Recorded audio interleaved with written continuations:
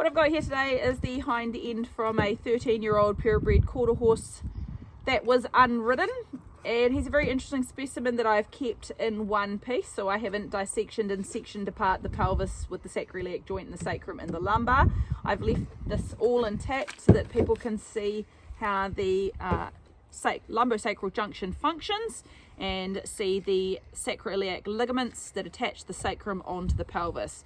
Now, this is a very important structure and something I've been fascinated in right from the start, because we commonly see hunter's bumps, and I think there's a real misconception about what the hunter's bump means and also what its relation is to the sacroiliac joint that sits under here, where the sacrum attaches onto the pelvis via the sacroiliac ligament. And there are 3 of those ligaments that attach the sacrum onto the pelvis, as well as the lumbosacral junction, which is where all of your movement in the hind end comes from. Okay, so if your horse tilts its pelvis under, it's happening from the lumbosacral junction.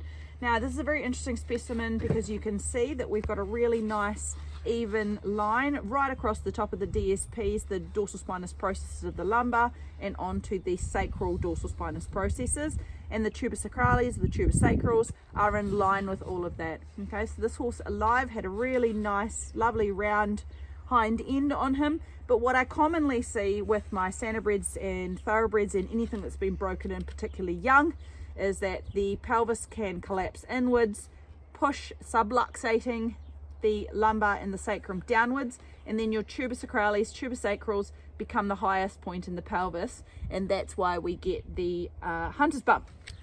So what I wanted to show you guys today was why that happens. What I've got here is the pelvis and sacrum from a 25-year-old pony.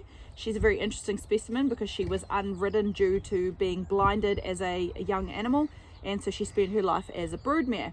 She's got a really lovely healthy sacrum and pelvis, and so she's a good specimen for us to look at. And really what's interesting about the sacrum and the pelvis is that you can see the sacrum is not attached via a bony structure to the pelvis, and it is attached via 3 very strong sacroiliac ligaments. Now, what brings structure and stability to the pelvis is the fusing of the pubis symphysis. Now, this can happen at 5 years old for a mare and 6 years old for a gelding, give or take, plus or minus some months, depending on the breed of the horse and their job. Now, I'm just going to show you guys how much movement the pelvis has got and how much the sacroiliac ligaments give and take in the pelvis.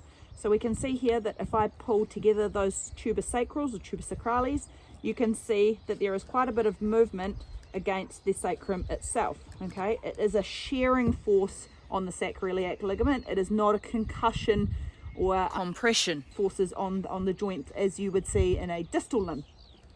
So again, you can see I can pull together those tuber sacralis, and the tuber sacralis bounce back. Okay, so the pubis symphysis has brought stability and structure to the pelvis, meaning that the pelvis can expand and contract as it should on the sacrum.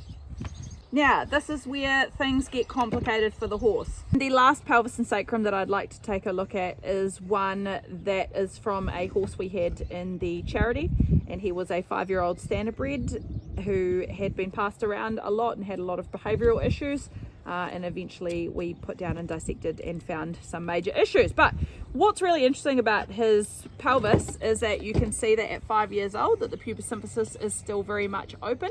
Remembering, and you will have seen this in other videos that I've made, that the pelvis actually starts out in 4 parts, and from sort of 14 months onwards the pelvis fuses into 2 hemispheres. So here we have the left and the right side of the pelvis. Now, this pubis symphysis fuses in geldings at 6, and in mares it is 5, give or take 6 months depending on the breed and what the horse is doing at the time.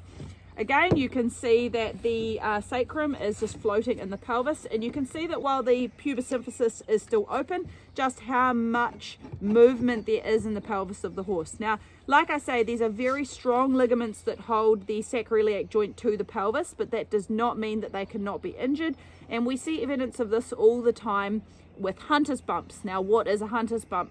A hunter's bump is basically the subluxation of the sacroiliac joint downwards as the pelvis collapses inwards.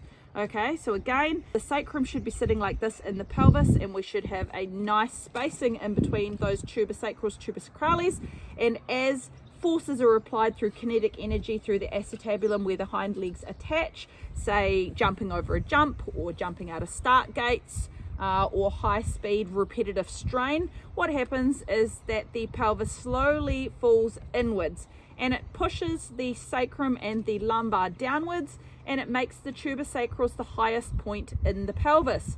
Okay, so remember we looked at this guy earlier on. It was a nice straight line from the lumbar over the tubersacrales and onto the sacrum, and so you've got a nice continuous line along the top of the croup. But what happens is when these collapse inwards, everything is pushed down, and so these two tubersacrals become the highest point in the pelvis, and that is why we see it as a hunter's bump. Now that does not mean that the horse cannot perform its job, but it does mean that the sacroiliac joint is now not in its optimal position, and these horses tend to have hind end soreness as they go through their career, and in my opinion a shortened career and early arthritis of this whole area back here from dysfunction. So I hope that explains a little bit more about why pelvic collapse is such a problem and why we see lots of dysfunction through the pelvis, and you often see with race horses that those tubersacrales are uneven like this, or sometimes one can be forward and one can be back. And I've even seen this pubis symphysis unfused in 12-year-old horses if there's been enough damage in the area that the pubis symphysis simply never fuses.